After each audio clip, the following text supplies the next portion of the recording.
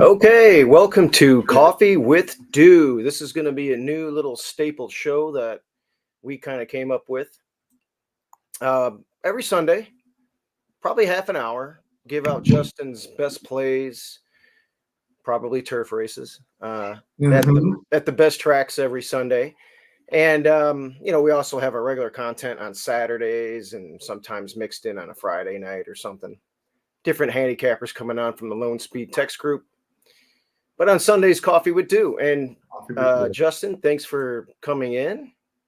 What's up, buddy? And yeah, I mean, Lady J ran last night and had a trouble trip. We had to get a C rider at Evangeline. So Uh, I stayed on for that one. We were expecting her to win. She ran a close third. she two get weeks. was she in for a claim tag? No, it was an open allowance. We were using it as a like kind of like a prep race for a overnight stake out there. But I don't Mhm. think we're gonna go back out there. And then I just looked. Dornock got a 101 buyer speed figure for the Belmont. Yep, I saw that. Do you think I mean, obviously we overlooked the horse, but when you went back and looked at Dornock, do you think we missed something there, or? You know, I'm part of a Facebook group, Live and Breathe Horse Racing or something like that. And Mhm. somebody on there had an in-depth analysis on Dornock. I have to go back and look at it and picked it. So I didn't like the way Dornock came home in one of those wins at Gulfstream. And I just Mhm. kind of wrote him off like I did. Was it Authentic or was it one of the other Bafferts? I don't know. Yeah. But I visually I wasn't impressed with him, and I should have probably given him a longer look. Yeah. I feel the same way. I mean, I thought my pick, the Wine Steward, looked good at about the quarter pole, maybe the 3/8, started making a move, and I'm like, oh, this could get interesting. And then the horse just flattened out. I said right before the race, as they were loading, gun to my head, I'd take Mind Frame, and I think Mind Frame, you could say, was the right horse. Just kind of got a little green in the stretch, Right. um, you know. But whatever, you live to fight another day, right? Yeah. Triple Crown's over. We're gonna look over to summer racing, some contest play. I know you're going on a cruise at the end of the month. Mm-hmm. I'll be at the Hawthorne Invitation with like Frank and Dylan and those guys. The Caspers, I believe, will be in there. I don't think Rich is going or Schraff, I don't think so either. and I don't think my brother Marco is going to make it either. But some of us will. All right, so let's dive into some Sunday action. Where Yeah, did you want to go first? I'll pull up the PPs. yeah. So I've got. There are two horses that I picked out today. It's still early in the day. We don't even have scratches out in most places. I think we have a first run of early scratches at Churchill. So let's go. Churchill, okay. Yeah, let's go to um, the fifth race at Churchill, and I've got a. I'm gonna play this race somehow, some way, and then we're gonna play a double into the next race. So this is race 6 is maiden special weight 3-year-olds and up fillies mile on the turf. They're on the turf today at Churchill, and there are two in here, both of which are 10-1 on the morning line. That I think are horses you need to focus on, and I think we're probably going to get 10-1 or thereabouts on both, because there are others in here that look like they will get support, and it's going to be a full 12 horse field, I think, with 4 also eligible. So we should get a good price. The first horse that I noticed and looked at pretty closely was the 11. I believe it's pronounced Raconteuse. Raconteuse, if we just focus on the 3 race, we can really focus on the second career start too, which was a mile at Ellis Park last year as a 2-year-old. But in the March 13th race, came up against a horse named Whiskey Decision, who we discussed on Coffee with Dew. I think it was Derby week. I predicted this one would be a future stakes winner, and she romped at 9. That's right. Yeah, by 5 lengths that day at Churchill. Raconteuse squared up against her in the Turfway race. Lost by 10, but 6 of those were whiskey decision. And then in the Keeneland race, ran a good one, came up in what kind of became a semi-key race. The race won by Ready for Shirl, who was a first-time starter, a race that produced 2 next out winners, the runner-up Pinup Betty and the third-place horse Spaladay.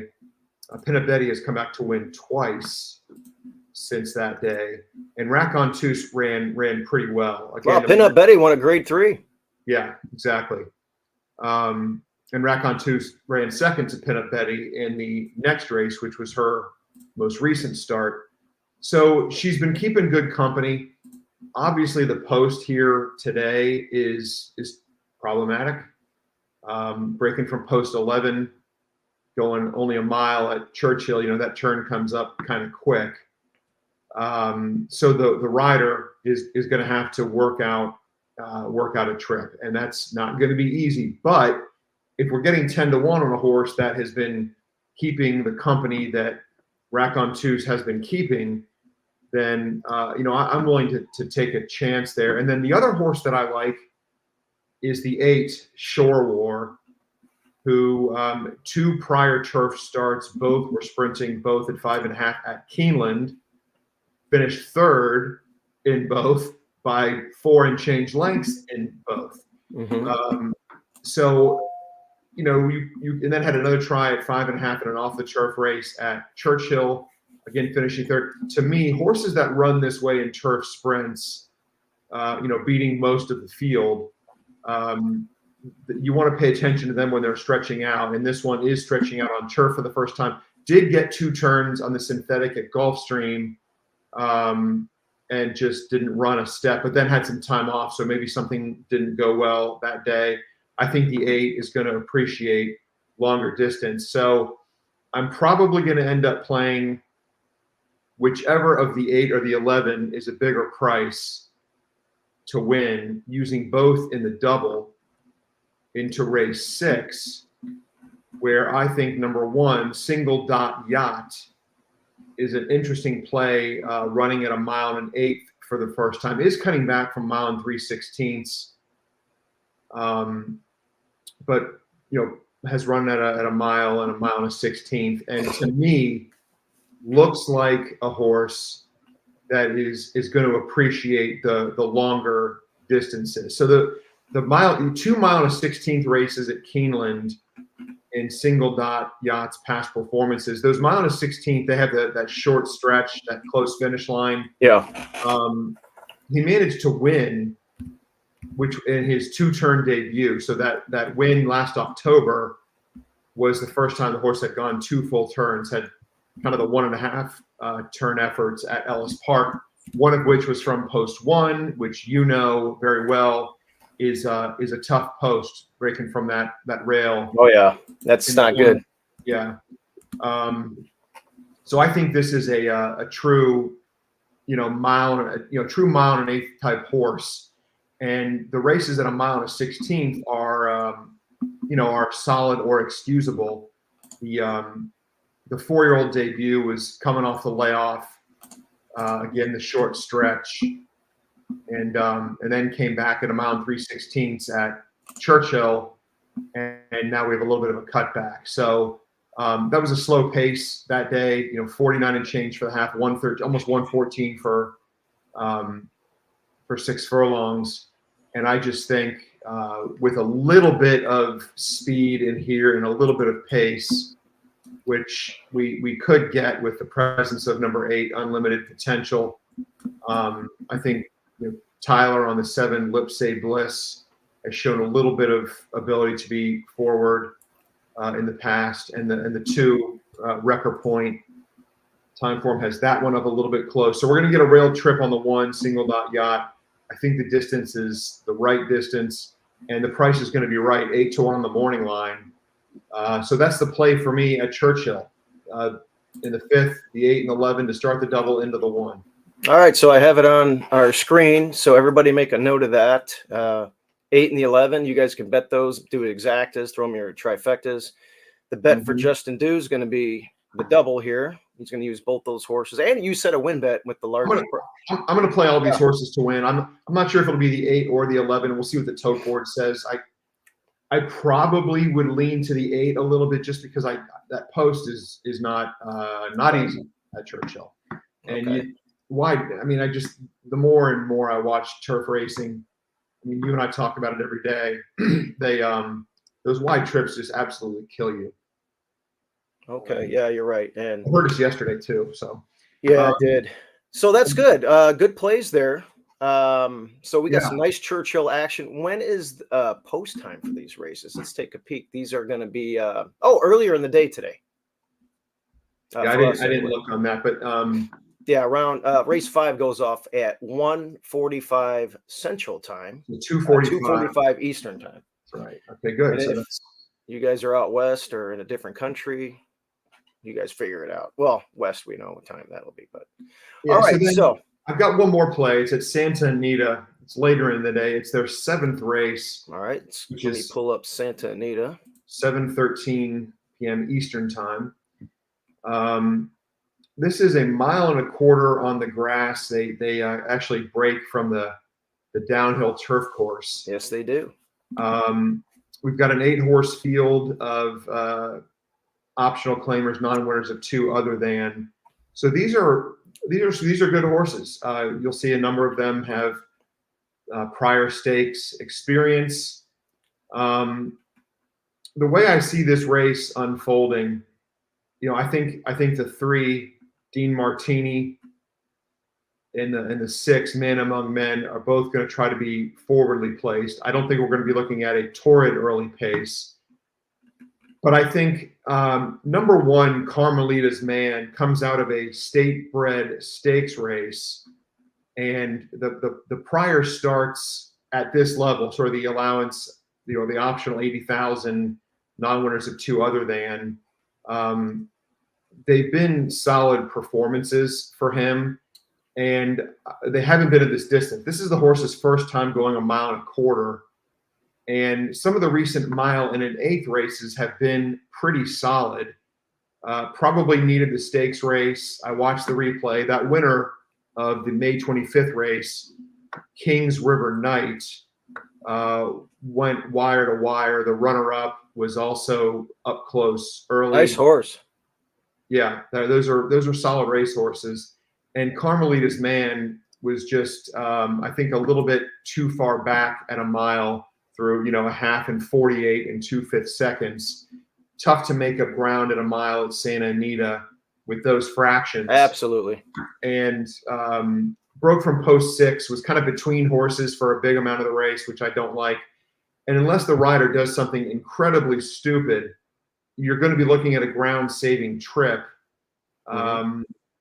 And according to time form, this one is going to be coming home, pretty quickly. So if we can save the ground, and if those 2 horses kind of go at it a little bit and run each other into the ground, I think we've got a really good shot at a nice price. Now, if Carmelita's Man were to go off at, say, 7-2, 4-1, then I'm not using the horse, because I think this race is full of horses that are probably a little bit better, but not a lot better. I mean, if you look through the past performances for the the optional 80K races at the N2X level, you're going to see many of them have been running at this level or lower. And we don't have any world beaters in here. If there was a horse with routine stakes experience and had been running well in those stakes races, then you might say, well, I'm not sure if I want. Maltese Falcon, for instance, is obvious, but I think Carmelita's Man is going to be ahead of Maltese Falcon, and should get the jump on that horse. Dean Martini could definitely wire this field if he's allowed to get out there loose early. If nobody goes, Crosby's Beach is probably going to be forwardly placed. I don't think Calm Sea is going to be able to get the lead against this bunch, and I think that's what this one wants. Rispoli, you get Carl Frey on the 5 home speed. Fry. Yep, Carl Fry. That's right. My bad. And Rispoli chooses Man Among Men for Richard Mandela, but that one's kind of jumping up in class.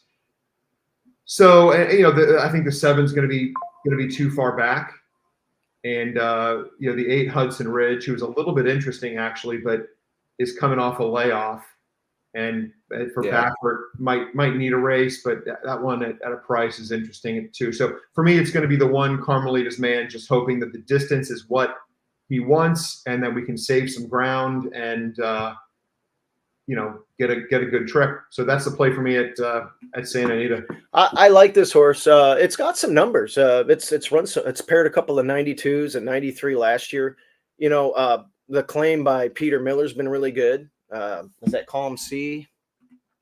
I have to look. No, Crosby Beach. That one is going to have to rate today, I would imagine. It might get in a speed duel. So you're right that the pace is going to be a little bit quicker today. I think the 4 will be the one to beat, but absolutely. Your pick here is live at 8-1. So that's good stuff. Yeah, I think that's it. I looked, Saratoga is off the turf today. I'm pretty sure that it's off for the entire card. I think the whole card is off the turf. Yeah, that's not good. And then I looked at Gulfstream. Let me take one more peek at Gulfstream, because I did flip through Go ahead. the entire card, and I just don't think I found anything that was all that interesting. There's the second race of the day. You've got some decent horses. I don't think Mr. Crowley is named after your cousin Dave. No. Are you looking at the second race? Yeah, the second race. That's where I noticed that Drayden Van Dyke apparently has moved his tack to Gulfstream and has won with 3 of his first 5 starts after he had only won 2 of 57 all year out in California. He's now won 3 of 5. I saw that. Riding for Saffie Joseph. 5-1 on the morning line on that horse.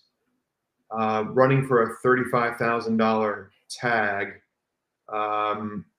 After facing, you would have to say, facing better horses throughout his career. Had a trip of death run against Optional 62, a trip of death against Beaten 50,000. If we glance through the field, would any of these horses be competitive at the Beaten 50,000 level? I don't really know. Just the stablemate to the outside, maybe. Yeah, that horse is going to get a lot of support. But other than that, what are they going to do? What are they going to do with the? Are they going to try to go to the front from out there with the? Could the 6 could Drayden make the lead with this horse? You've got 2 trips of death in the last 3 starts. Oh, really? In a wide trip, the last start as well. Yeah, I don't know. Last time the 5 showed a little bit of speed, but they didn't go quick. The 4, Mr. Crowley's going to go. Plus, he's stretching out a 16th again. Yeah, I would say if you want to play a third horse today, which would actually be your first horse of the day chronologically, I'm probably going to make at 5-1 or better. I'll probably make a small win bet on the 6 Novo Soul. But you demand a price. Like if this one drops down to say 7-2, I'm not playing it. If this one moves up to 6 or 7-1, then I might even play it at for a full unit play. But we're going to call this a B selection today. At Gulfstream. Okay. Noble Soul. Are you watching live now, or are you just recording this for later? No, we're live. It's live, and we'll share it on Twitter. Coffee with Dew. Yeah, Coffee with Dew. We've got some people watching us. I'm going to show you guys real quick before we dip. We've got some family horses running today at Hawthorne. How many you got? We have 2 of them. So race 9 at Hawthorne is A Other Than. And we have Hard to Fathom. You remember Hard to Fathom? I do. Oh, did you know that Arrest is racing Niles Channel next week? Really? Where at? Canterbury. Wow. A horse that you used to own and a horse that my dad used to own. Mm-hmm. Facing off. And they're both in good form. Mm-hmm. So that's good. Hard to fathom, Justin. Remember I remember you were on with me on a Saturday with Rich, and this horse went off at 70-1 at Oaklawn. We had it in for a waiver claim at 30. And I didn't pick it that day. My brother Marco did. Because we do the Oaklawn show, Oaklawn Capping Hour. Uh-huh. I faded this horse. I didn't think it was a dirt horse. I wanted to get it on turf. And it just popped my eyeballs out. And I was like, whoa, what's going on here? It almost won the race and had some tight quarters in there, but got an 81 buyer. Last time we ran it, if you look, from May 4th to May 19th from Arkansas to Illinois, we kind of ran him quick off the bus. The race came up. The jock agent, said, yeah, we'll win this race. Throw him in there.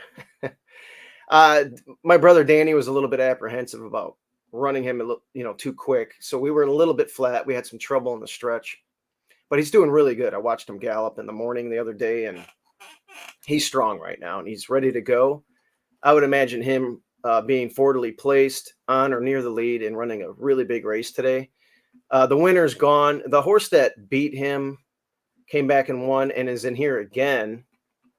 It beat us by a neck for third, but it got claimed. It's in a new barn, and it got claimed for 13.5. Mm-hmm. The rest of the field, you got a 3-year-old here, Coach Jimmy D for DeVito. It won a maiden special weight by 7 ounce facing winners. Merlotti, nothing to write home about there. Westland is just kind of a horse that plods and hits the board once in a while. And this one's kind of slower on numbers from Fawner. And then this Haran horse might get a little bit of play, but those are non-2 life events for 20 and 80. And then the one for 80, it really didn't do much. So we expect Hard to Fathom to run well. A 3-1 would be a good square price if you can get it. And then we have another horse running Safe Cracker Sue. This is an ugly race, so close your eyes. But we're getting turf for the first time. And we just kind of been trying to get her on turf. Last time we tried to get her on turf at 7.5. They took it off, and that goes to 6.5 at Hawthorne as a sprint. We're excited about getting her back on turf out of a hard spun mare and by Collected. Mm-hmm. A lot of these can perk up. And I watched her work on June 4th. She moved really well. Got a 3/8 bullet in 36-1, and she just galloped out really well. So we're excited about getting her. She's feeling good since she came in Danny's barn, and we've been wanting to get her on turf. And obviously at Oaklawn we couldn't. She'll be forwardly placed, stretching out, and we're hoping that she'll just appreciate the sod. I saw a horse run yesterday in race 5 at, or maybe it was race 6 at Evangeline. Numbers worse than this on dirt, and it just popped on turf.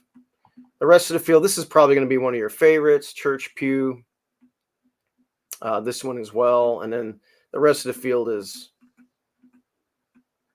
not that good. So 2 family horses. Safe Crackers. I'm going down there today. Safe Cracker Suit race 4. Hard to Fathom race 9. I will be going down there. Well, let's coffee with Dew, man. Just cash some tickets, huh? Yesterday was a crazy day. I mean, we had 17-1 winner. We had an exacta at Churchill that paid probably double what it should have paid. Oh man, that pick 3, we didn't hit the pick 3. We missed it, but we had a nice win bet on that 17-1 shot. How you always have a feeling about a horse underneath on a ticket. You don't throw it in. I was staring at that 8 horse when your 17-1 shot popped off. Mm-hmm. And I almost added it like 3 times. I'm like, and it ran second. What did that try pay? No, it ran third because my 2 ran second at 20-1. You were 17-1 over 20-1. You didn't have the exacta? I didn't play the exacta either. I just played the try, and I didn't throw the 8 in who ran third, but I had the 2 at 20-1. Listen, it was for a $5 try, I would have won like 8,800. I really dropped the ball on that, but I had a good win bet and whatever. Let's see, what do we got here? Oh, Marco here. Good morning, guys. Well, I would have invited you, Marco, but I figured you weren't up. Welcome to Coffee with Dew, Marco. Coffee with Dew, buddy. It's my new favorite show. It's a good show. Every Sunday we'll do this, guys. If we're all up to it, most Sundays, little half-hour show like this, and we'll give out Justin's best plays. And if we got a family horse or two, we'll throw those out there. We have we're gonna have 12 soon at Hawthorne, so we have I think 8 there now. How many does the family have in training currently? Well, in training, probably about 23 or 4, and there's another 6 or 7 on the farm. So, and we have some 2-year-olds coming up, an Ohio bred named Buckeye Sue. A lot of these are named after my mom. Mm-hmm. And, cool. Catholic Sue just won. And then Safecracker Sue's running today. So, Polska Sue. We have a Polska Sue as well. Polska Sue. All right. Let's go Sues. All the Sues. About to go to church. Yeah, Marco's the vice president of the Serbian Orthodox Church down in Hot Springs, Arkansas. I think he's the vice president. Is Marco, he's residing in Hot Springs permanently or temporarily or what? No, he's there permanently, and he's helping. He's the foreman on a rehab job that we're doing. We should be done by the end of the month. It's a nice house that we bought, and he's going to move into that, and that's going to be my spare bedroom when I go down there. Of course, we do have the lake house if you guys want to head down to Hot Springs for the meet next year. I know it's hard all the time, but I think if we plan it now, we got to get everybody down there. We got to do that for sure. The whole Lone Speed group. Agreed. All right, brother. Well, let's go cash some tickets. Let's cash some tickets, man. And you guys, I'll share this on Twitter and tell everybody about it. And we'll see you next week. Later, brother. Later.